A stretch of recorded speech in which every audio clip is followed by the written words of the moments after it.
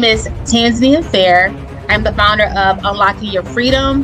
Definitely tune in Chatters That Matter. Let's talk about it to hear inspirational stories and life-changing conversations.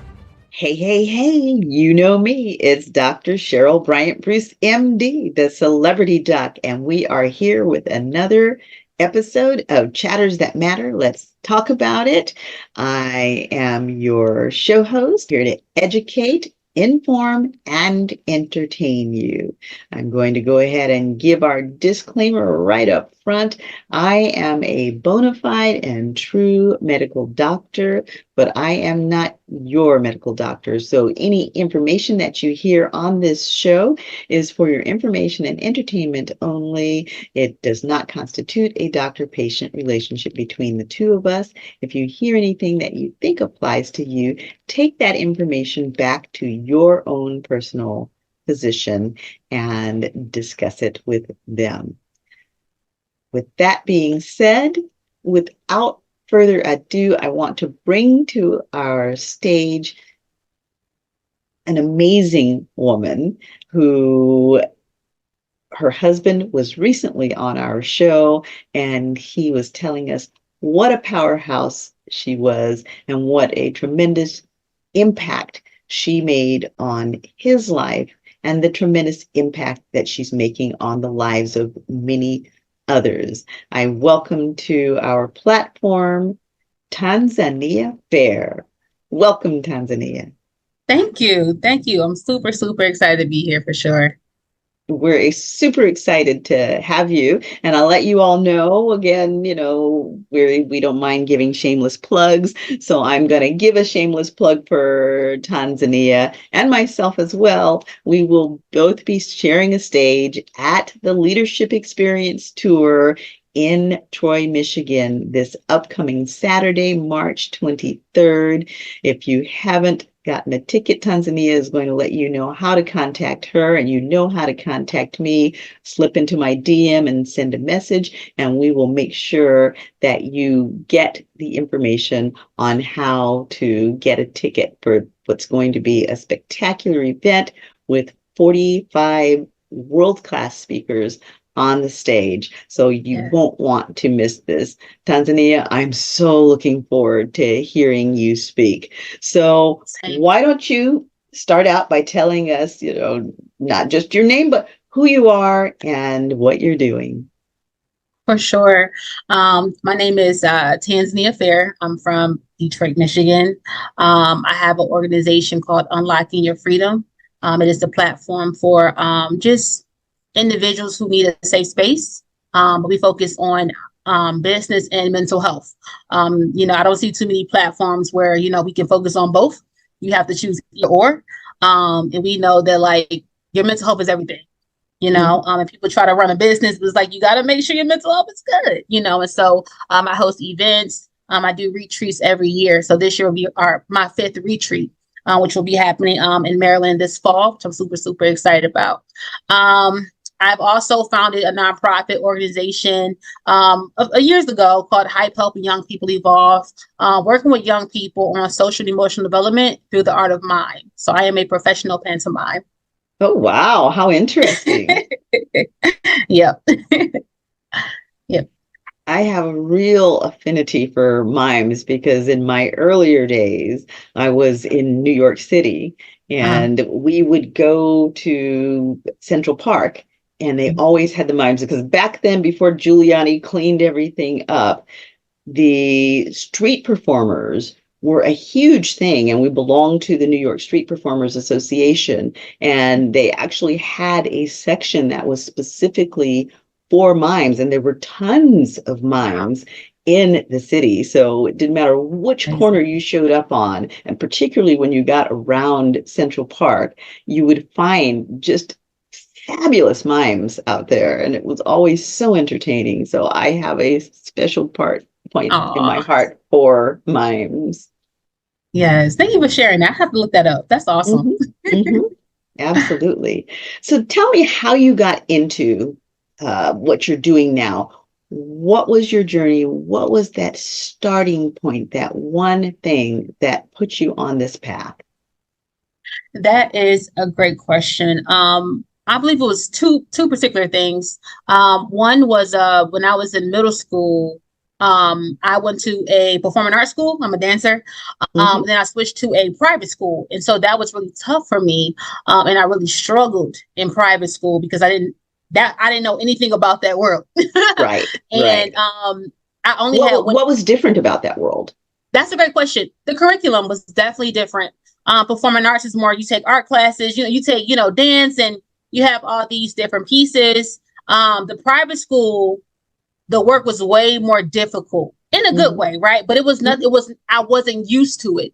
And so when I got switched, I was in eighth grade, like you just switched me into eighth grade and I'm in private school. And now I have to figure out this whole new way of thinking and working and doing, which I almost did not even pass eighth grade. That's how hard it was for me. Okay, Mm-hmm. okay. Um, and so, um, in that moment, I had to become self motivated to pass eighth grade. Hmm. I was like, I'm about to work with my teachers. I started asking them for stuff, checking in with them to make sure that I passed eighth grade. Because that was so important to me. And so I did all the things of being self motivated. And I ended up passing eighth grade on my own, being self determined. Um, Right. but I realized that everybody is not self-determined when it comes to younger people, younger youth, middle schoolers, high schoolers, elementary kids. They may need somebody to motivate them, right? So Hmm. it showed me in that moment that everybody is not self-motivated. They need somebody to motivate them, and that's where the nonprofit hype came about, helping young people evolve from out of that experience. Okay. All um right. How much support did you have from your own family situation and from the support system that you had around you outside of school, or did you have a support system? No, I didn't. I would say my mom, but I didn't really have, she was a single mom and my dad, he got killed to the streets at a young age. He was Hmm. like 22, 23 years old, young, you Hmm. know what I mean? So Hmm. I never even got a chance to experience that. And she was young Right. too, which forced her to be a single mom. So yeah, no, I don't feel like I had people that I knew of, but I don't feel like I had like a support system. I never felt Right. like I had a safe space in my family or, in anything. I didn't even know that even existed. Right. Right. And so all you know in families is all you know is to just isolate, deal, and figure it out on your own, because you don't have nobody to really go to and kind of share something without somebody, making it a mockery or you being the T of the family or something like that, if you will. Right. Right. Yeah. Now you shifted from the public school system in Yeah. Detroit to Mm-hmm. this private school system. At Yeah. the time that you made the shift, was there a sense that in the public school system there were more people who were experiencing your same struggles, and then now you're in this private school system? Did it feel like they were supported and embraced, and now you're in a sense competing against people that have these resources that you don't have? That's a great question. So the performing arts I went to was like in like a suburb. It was a performing Hmm. arts school, so I was in a Hmm. suburb of a performing arts school, and then I got transitioned to a private school in Hmm. Detroit. Okay. Um, and I think even at that age, I feel like I was just going through a lot internally with myself, Right. with my own like identity and stuff like that as well. Because of some stuff in my past and what I had been through. Hmm. Um, and my confidence wasn't there for sure, I would say, compared to like other kids and like, and stuff like that. Um, So what was it that was making you unconfident? that's a great question. I would say so that was the second thing. um, my voice became silent at a very young age. And in my own family, I experienced being treated differently because of my skin tone. Hmm.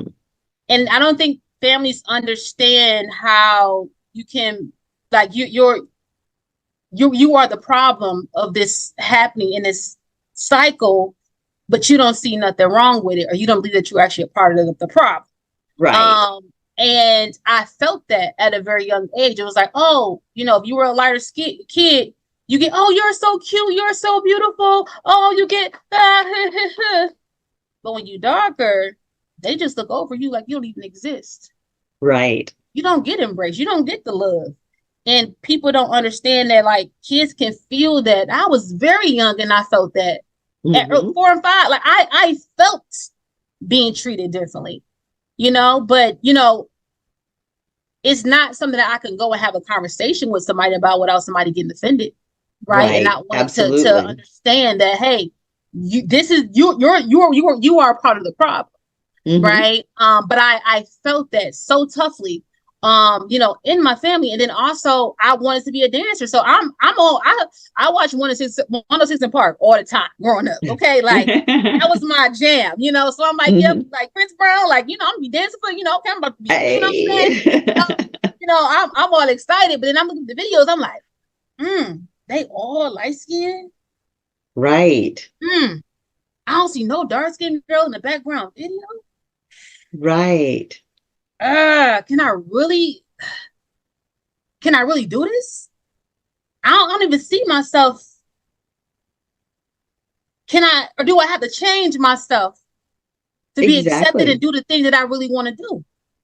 I was Exactly. And I mean, struggling. even today you see those images. My girl Kelly Rowland just came out with her new movie Yes, and she knocked it out of yes, the she did. park. But you don't see as many of the Kelly Rowlands as you see of Hmm. the Beyoncés and the Rihannas, and Yep. the difference is clear. Hmm. Yep. For sure. Yep. Definitely agree. And I was like, okay, that thought came in mind. Like, you know what? Maybe I should change my stuff. Okay, But then Hmm. something happened in high school. I was in 10th grade. I had to be about 14 years old. We in the classroom, Hmm. right? The guys, they write down a piece of paper. I don't know if you know back in the day how the kids used to grade people in the classroom based on how they look. Right. That was a thing. So they graded and then the paper get around to me, and by my name I see C's, D's, and F's. But then I noticed that around the darker skinned girls, we all had similar grades. So by the light skinned girls, they had A pluses and A's and B's. Hmm. And in that moment, I let that piece of paper destroy my self esteem. Right. I was like, dang, maybe it is true. Maybe I need to go and change and do something and to fit in to be accepted. Hmm. That's what that came about, that Hmm. experience. Yeah. Yeah, yeah. And I mean, it's a heavy thing. It's really a heavy thing because I had the unfortunate uh, experience of becoming ill. And part of my treatment was that I was on very extremely high dose steroids.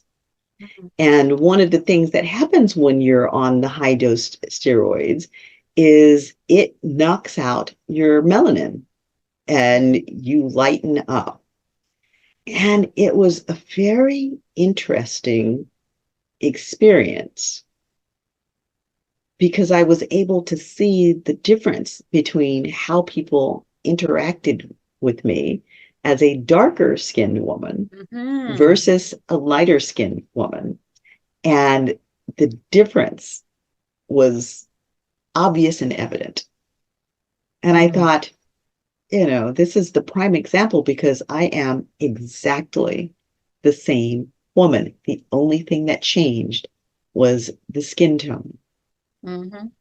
And the number of people that told me how beautiful I was or how attractive Wow. I was, Mhm. just like boom, all of a sudden it went up. And I thought, interesting, because the only thing that changed was my skin tone. Mm. It's real. It's real. It's real. It's out there and it's real. And Mhm. we talk about racism and racial stereotypes, Mhm. but unfortunately, that goes across the board throughout cultures and even is very prevalent within our own culture and within our own homes, as you expressed. Most definitely. Most definitely. So when that happened, Um, I convinced my mom to help me tell us that I need to even out my skin tone. I just kind of, I made it up. I don't even know how, like, I was 14. Like, how did I even know what it was? Like, I was so intelligent. Okay. I don't know. Yeah. And so I'm like, I got to even out my skin tone, Then I had an older brother. He's like, yeah, I need something to do with my even out my skin tone. So that kind of gave me the green light to be like, to kind of get what I need. So Right. I bought it. I don't know. I was looking at cases at Macy's and I found one and I bought it. Well, I was like washing hair. Mom, she's a hairstylist, so I was washing hair and I got my $25. I bought it. Hmm. Took it home. Okay, we about to do this. Okay, cool. So, I was like, all right, I'm gonna test it on my hand first. You gonna test it? Okay, you ain't do nothing. Okay, all right. And so then maybe like a day later or so, whatever, I see my skin actually changed to a different color. Hmm. And and then I started noticing like light spots, literally like I'm getting light spots, like literally on my arms, then it's on my legs, on my feet, it's on my Right. chest, I kid you not, I had a whole breakdown. In that moment I started to so hate myself because of what I did to myself. Okay. So That you triggered a little vitiligo. yeah, Hmm. yep. And I and in that moment, it crippled me in that moment. And mind you, I'm 14 years old. I'm Hmm. 14. I'm young. I'm 14 years old.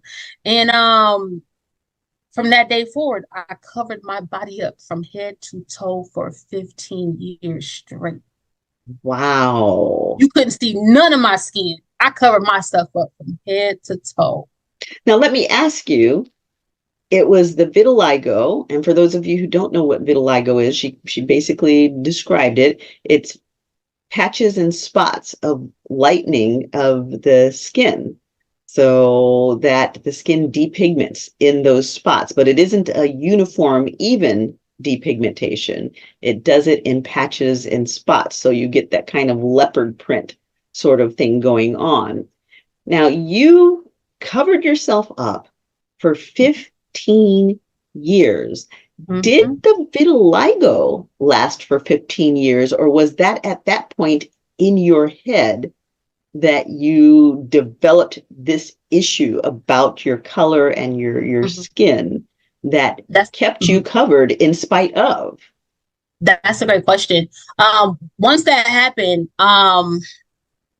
my brother would tease me and say, "Oh, you got the Michael Jackson disease." You know what I'm saying? So I'm in my head. It's dead. Like I'm just like in my head. I'm thinking it's all these things.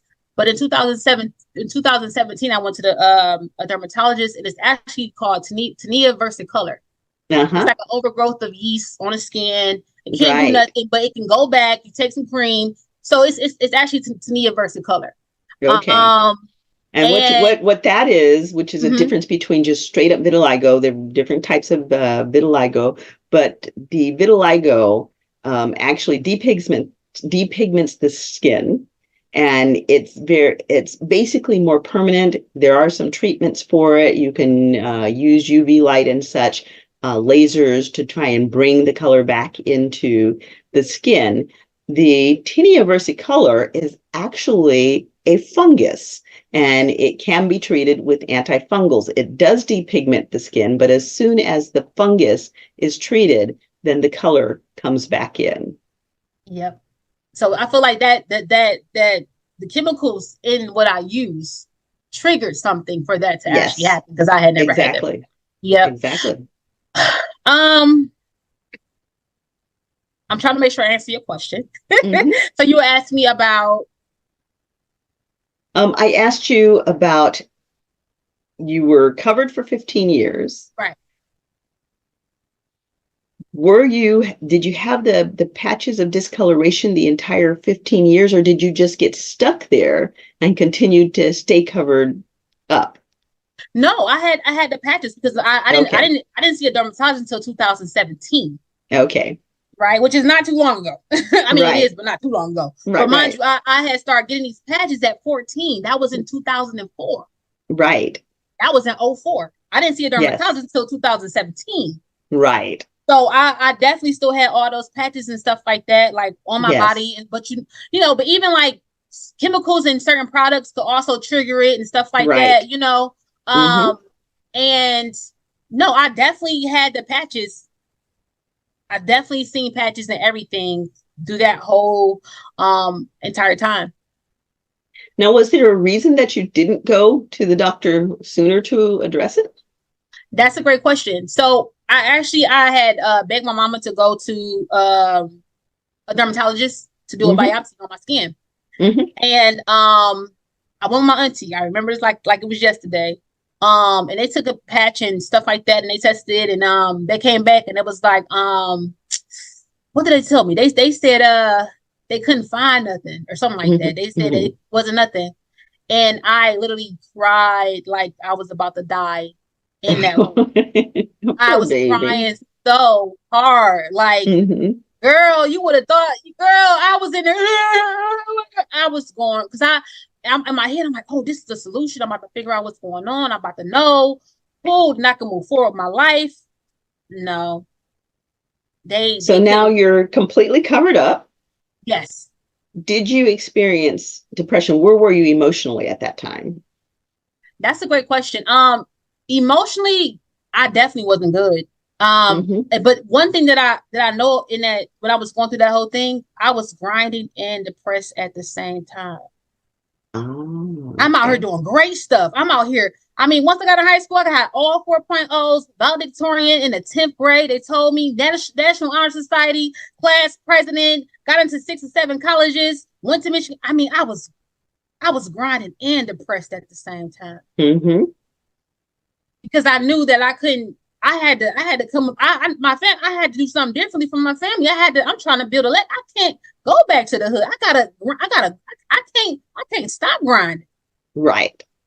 But So emotionally, I was you're done. working and you're grinding and you're Mm-hmm. building something successful, but Yeah. you're building it for somebody else, not Mm-hmm. yourself. What was happening to you emotionally? Because you said you were not good. Um, Back to those subconscious thoughts. Mm-hmm. My thoughts, they were crippling me. Cause in my head, I'm like, oh, my skin like this. Nobody don't want to be around me. Ain't no guy gonna want to be with me. I Mm-hmm. can't be around. If somebody if I was around somebody and I feel like they tried to like laugh or try to like joke about my skin, I would have been in jail. So the best way for me was to keep myself covered up and be isolated. Right? And so I isolated myself, when I was in college, because I So felt did like you date at nobody all during that understood. period? Um, I did, what I'm saying? Like Mm-hmm. I definitely did, for Okay. sure. You Mm-hmm. know, but actually like being out in the world and like, moving around, I covered myself because I don't want nobody staring at me. I got that before, just staring at you, like what you looking at? You know what I'm saying? Just staring at you, you know what I'm saying? And so I'm like, I ain't even because somebody say something. I'm gonna be in jail. So I knew that about myself. So that's why I isolated, but also I feel like nobody understood because I knew that my Mhm. skin wasn't like that. I knew that it was all one color. Mhm. I knew it wasn't like that, but Right. nobody could understand what I was going through. Nobody, you know what I'm saying? And even your family, again, you become the topic of conversation and the buster of jokes and the tea. But ain't Mhm. nobody trying to y'all not about to make this out of teeth on my situation. Y'all ain't gonna know nothing. Right. And they didn't because you're not trying to help me, Right. And in that moment I realized about safe spaces and I ended up starting a women's group with the retreats for safe spaces because out of that situation. Because I didn't have a safe space. I didn't know what a safe space, I didn't even know that it even exists. Mhm. Right. And then you realize like, wow, like there's really dysfunction happening within the family that people don't talk about. Like that's dysfunctional. Right. It's dysfunction. And we cannot, people normalize dysfunction. Like, no, we're not doing that. So even after college, I ended up graduating or whatever. I got accepted into an internship down to Washington, D.C., my senior year in college. Mhm. Mhm. I knew once I got down here, I wasn't going back home. Came down here through my internship. I was still covering myself up. I got my first job. I started my nonprofit out here. I got double promoted at my job. I mean, like I was doing I got awards, got, honored. I was 23, 24. I was young, but I was still covering myself. I would go to work and go in the bathroom and cry. I would have moments at work. Like, I got to go let me go. Want to get out the house. I can't. Want to put this on. No, I can't wear it. Oh, let me switch this up. Wait. Oh, no, wait. No, wait. My feet short. Wait, hold on. My arm short. Wait. I mean, all in my head the entire time. And my breakthrough moment happened in 2015. 2015, because when your self-esteem is low and you going through those different things, it allows other people to mistreat you. Yes. Yes. So I was in a relationship being mistreated by a narcissist, and I like trying to battle that in what I was going through, like was just, he didn't know nothing, of course, because I ain't telling nobody nothing, and so Right. I'm battling this thing. And then one day I was in the bathroom and I'm looking at myself and I just started to cry. And in that moment, I was like, dang, like, you hate yourself.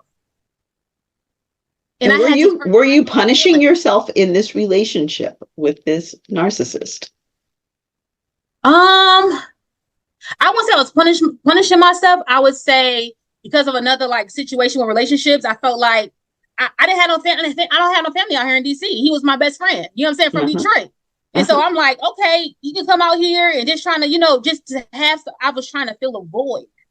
Right. Out of a relationship a situation. And that was the only reason why he was out here, because I didn't want to be out here by myself and trying to fill a void that could not be filled. You know what I mean? And that's how he ended up out here. You know what I'm saying? That was a whole situation, and so, I'm in the mirror and I'm just like, like I told you, I had to hurt my own feelings. And a lot of people are not at places to hurt their own feelings, to actually deal with their issues and heal. Right. Stop blaming everybody. Right. You got to get to a point where you can be truly honest and look in the mirror and be like, internal reflection. Right. Like it's like, this is happening because of me, but I had to forgive myself for what I did to myself. God was like, you know what I'm saying? God was like, God was telling me, the whole time, like, and let me know, like, just, whatever my spiritual journey was just, what I'm saying? Like, hey, like, you get out that mental bondage. I already set you free. It's tough. Exactly. 15 years.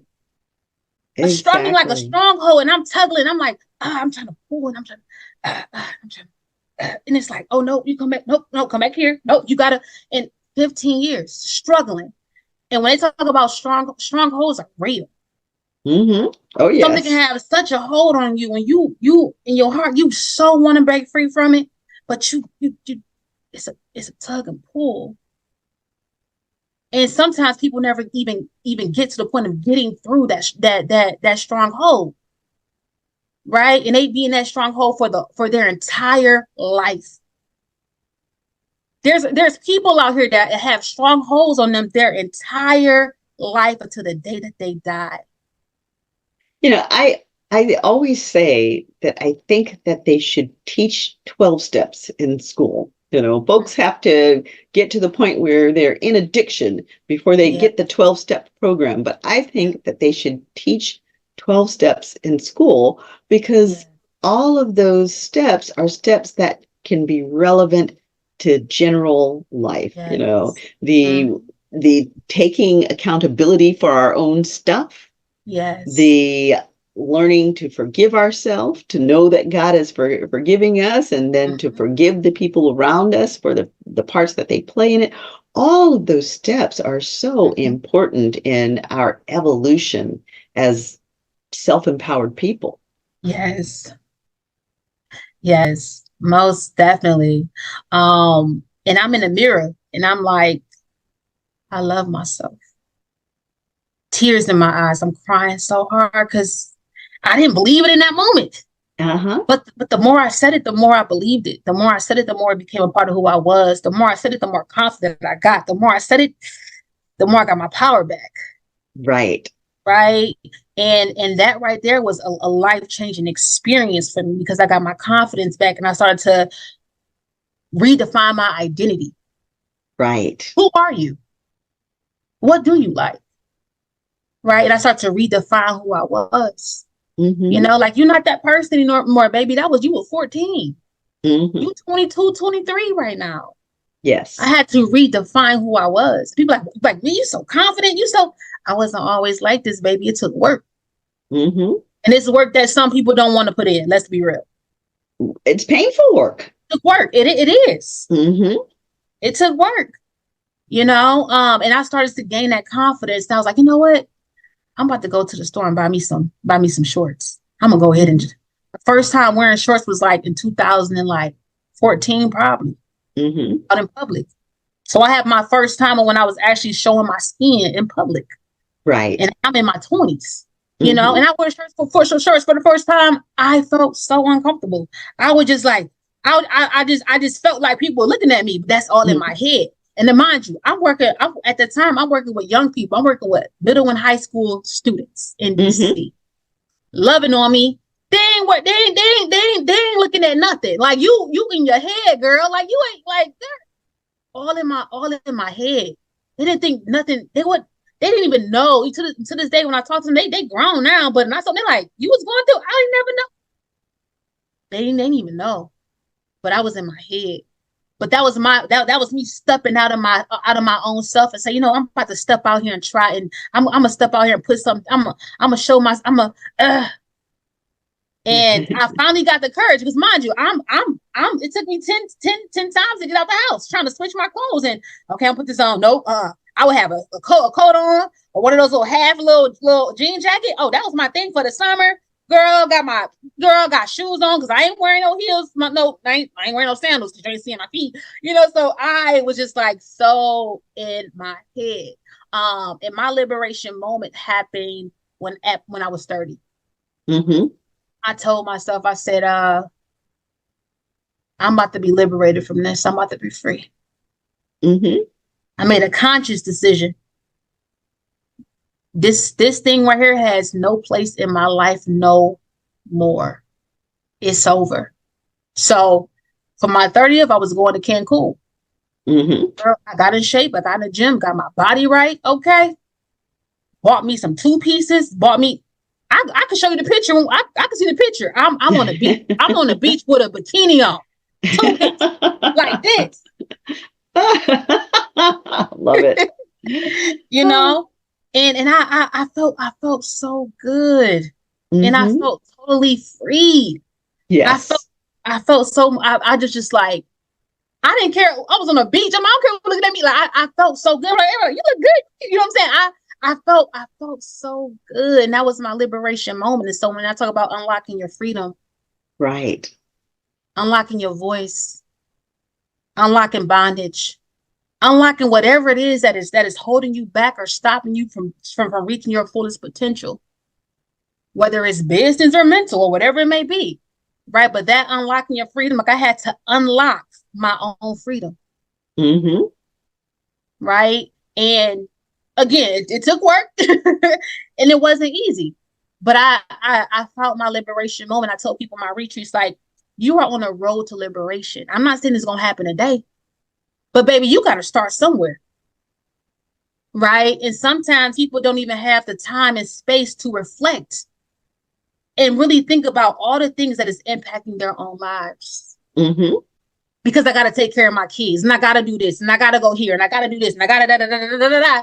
That you don't even have a space to say, man, I need to deal with this here so that I can show up in a different way for myself.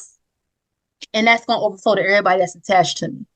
Mm-hmm. Yes. Right. And so the retreat is really a space for people to self-reflect and dig deep. When I tell Mm-hmm. you, I asked a question about we were talking about being molested. All the females had been molested except one. Mm-hmm. And when I tell you so many girls just crying because they felt like somebody understood them and they wasn't Right. alone. Right. It was such a powerful moment. And we had a mirror activity. You had to literally talk to yourself in the mirror. Mm-hmm. And it would take girls 10 minutes to even say anything because they was like, you know what? I've never looked in the mirror at myself. And I've been there. I walked Mm-hmm. past that first time I looked in the mirror and I had to apologize. That was the first time I actually looked in the mirror after all those years that had happened to me. Mm-hmm. All those years. And you gotta look in the mirror and you gotta talk to yourself. Say whatever you want to yourself. Broke down crying. But that's that liberation. That's that shedding. Right? Like, go ahead, get it out, get it out. And then we say, you know what? We're gonna burn all of this. We do a bonfire session, we write everything down, and we let that stuff burn, Mm-hmm. you know, and we celebrate as a union. That's like the last kind of thing that we do to really let those things burn. It's like, okay, now what are you gonna embrace moving forward? Right. Once you burn this, it no longer exists in your life. It's gone. Your past you can't get back. It's gone. Heal Right. from Mm-hmm. you're gonna have triggers. Right? You're gonna have triggers. And I tell people all the time, people say, oh, like healing is a journey, healing is not a stop.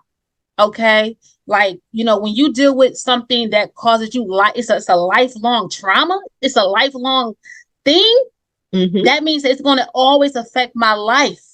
But Right. I have to understand how to maneuver through it and understand my triggers and when I'm feeling this is happening because of something that happened to me that I had no Right. control over. It's a lifelong trauma that I'm going to always forever have in my life. Right. But it's like, how do I move through that? How do I operate in forgiveness?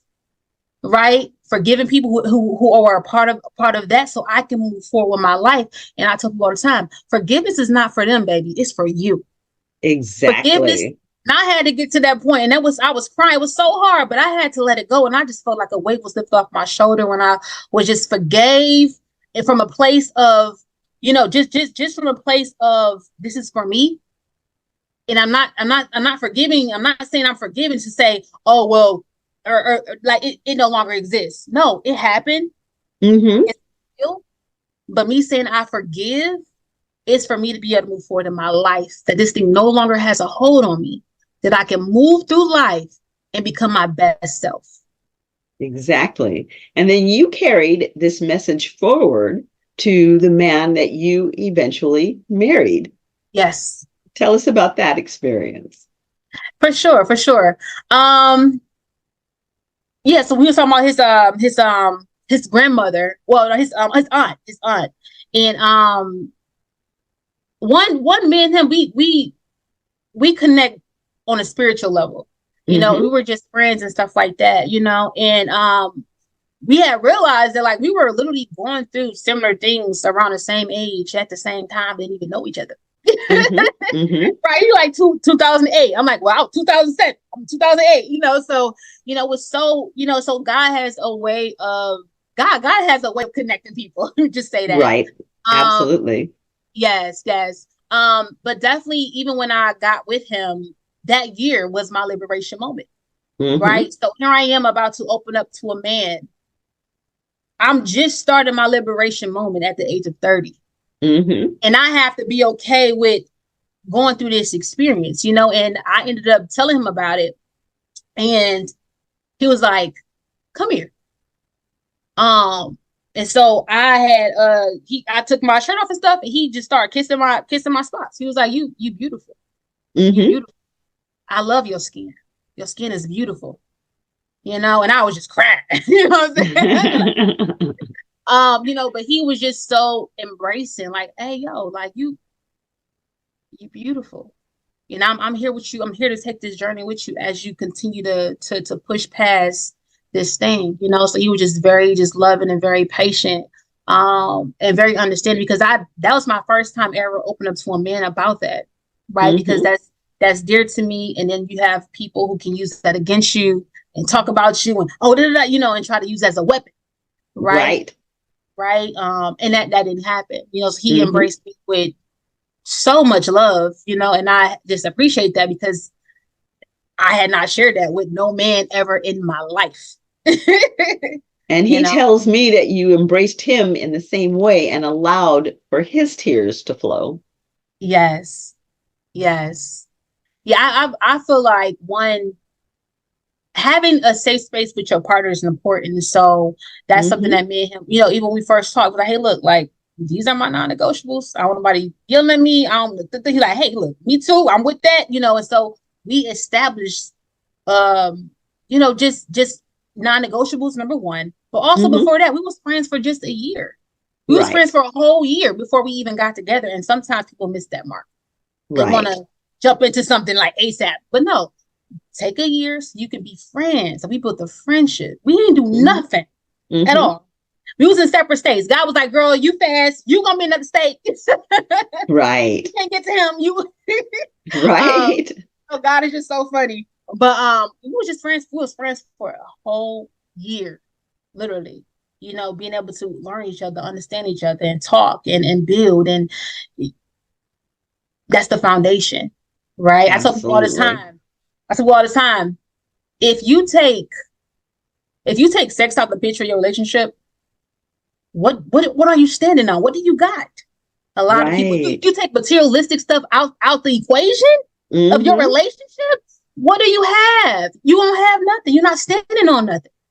And we saw that a lot during COVID. You had all of Yeah. these relationships that were Oh built on my God. nothing. And then when they were thrown together and had to actually relate, they realized they had nothing in common. Nothing.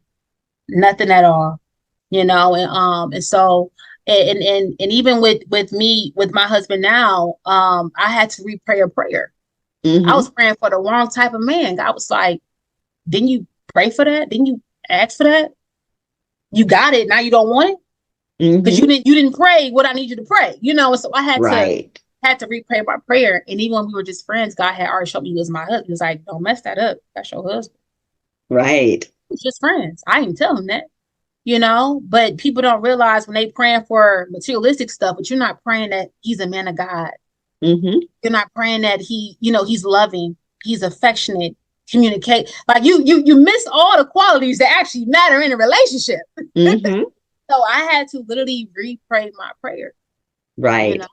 Um, and a lot of times, like I said, people, look at all the extra stuff that don't even matter, you know. Mm-hmm. It's been because I always like even like life is like you're gonna go through some challenging moments. Even with mental health. I mean, everybody's gonna experience something at some point in life. Why? Because one, everybody gotta die one day, right? Right. Trials and tribulations are part of life all the time. Right. So you Right. gotta be able to have somebody that you can go through those things. Look, everything's not gonna always be peaches and cream. It's not gonna always be great, pretty. Oh, Instagram pictures. No, we talking about real life. And you gotta find somebody who can do life with you, who can do real life with you. I don't want you to just do Instagram with me. Right, right. I mean, everybody can So, do Instagram. We can all live in the high times. It's those lows that kick our butt. yes, it's those lows. And even with, even when you are, in a relationship with people who have dealt with mental health challenges, Mm-hmm. it's a certain type of way you have to communicate. It's just a certain I thought it just it's different. I'm not saying like that, but it is like, certain things that you have been through that triggered them and stuff like that, and you come and be like you end up, adding to and they done got through this whole thing, and now you kind of it's making them spiral back down to Right, ah mm, right. So, I mean, kind of the point there is that you really have to be cognizant mm-hmm, of who you are, yeah, what you're bringing, and how what you're bringing is affecting the other yes, person. And you have to care enough about that other person to see their pain. And mm, instead of sticking a thorn in the sore spot, be the one to pull that thorn out. yes, yes, that's right. Mm-hmm. All right. Well, if you had one message to give to our audience in terms of self empowerment, Mhm. what would that message be? That's a great question. Um, I would say accept yourself where you are. Mm-hmm. A lot of times people try to get to this place or try to be this and it's just like you got to be able to accept yourself where you are and love on you in that moment. Um, Yes. I will also say,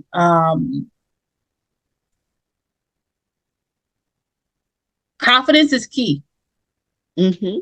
Confidence is key. And I'm not saying that you're not going to have moments where you don't feel confident, but you got to Right. always be working on ways to continue to build your own confidence. So that way you don't feel like you need validation from men or from friends or from people or family who don't have your best interest at heart, and you trying to ask them for validation that they can't give you. Right. Another thing is that there are going to be some people who never see your vision, and you need to be okay with that. You need to be okay with everybody will not see your vision. So if you have an idea about what you want to do and somebody don't see your vision, it ain't for them to see. Mm-hmm. As long as that vision came from God and God already confirmed that he said, hey, green light, hey, baby, that's all that matters. Go forth and be great. Right. Absolutely. Absolutely. Because, it doesn't come from any higher authority than that. If God says you're okay, you're Yes. okay. Yes. And also, it's okay to get therapy, baby.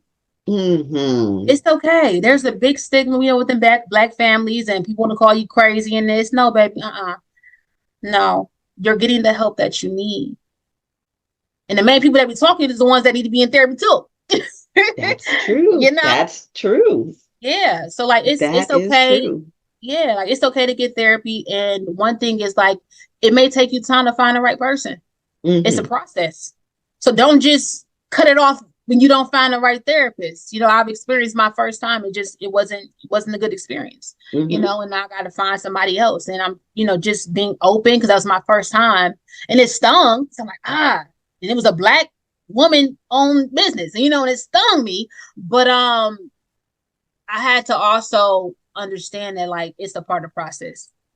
Yeah, and I think one of the things that people don't understand about therapy is they go to therapy for the wrong intent. They go Mm-hmm. to therapy for someone to agree with their point Yep. of view, and that Mm-hmm. is not the Fine. Nope. therapist's job. Yep. So when the therapist challenges them, Mm-hmm. and the therapist will challenge you to Mm-hmm. get you to think it through, Mm-hmm. and will not necessarily validate your position because your position may not be valid. But it's also not the therapist's job to tell you that's not valid. The therapist's job is to get you to self-reflect and see the error in your thinking. Yes, that's a whole fact. So if you're Yep. going to the therapist for them to agree with you that everybody else is screwed up, you're never That's going not to find the right therapist because that's not what they're there for. exactly for sure. And then just one more point. It's okay to do something different when you come from a family or just an environment where everybody doing the same thing over and over again. It's the same thing and nobody is doing anything different. It's okay to be different. It's okay to step out there and do something that your family has not done. Mm-hmm. I'm an author, Mm-hmm. right? I found out today my auntie was an author. I didn't know that, so I'm the second author in my family. Okay, and Bravo. right, and then what's gonna say? I recently got into Howard University for my PhD program.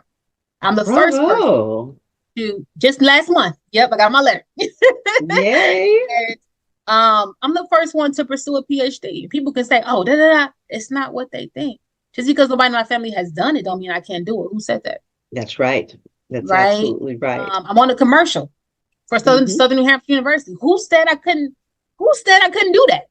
Right? Right. And so, sometimes we don't see people that reflect what we want to do. We feel like we can't do it, or we feel like there's no way. It may Exactly. look like it's no way, but you have to be able to surround yourself with people who want to do what you do. Find you a mentor. You got to get into a different environment, because one thing I can say is that when I left my own hometown, Mm-hmm. DC allowed me to see something different at the age of 22 years old. If Yes. I had not left where I was from, I would not have seen anything different. And I probably would be a statistic. Well, the thing is, like a snake, we have to shed our skin to Mm-hmm. grow. Yep. If we never shed that skin, there Mm-hmm. can't be any growth. So we Yes. have to shed that skin. we have to make the changes, and changes aren't always comfortable. Facts. Most of us are afraid of change, but we have to dig deep and find the courage to step outside of that comfort zone. Yes, one thing that people always ask me about, they're like, "Oh my God, how did you leave?" I get that question 1,000 times. Mm-hmm. You want to know how I left? One, I'm a risk taker, right? And it's like, what's the worst that can happen? A lot of people are not risk takers. They need to be able to see the outcome before they go and jump in it. That's not me. Right, If it's something positive, why not take a risk? If it's something positive, take the risk, right. because that risk can change your life. When I tell you my biggest risk landed me my biggest blessing. Yes.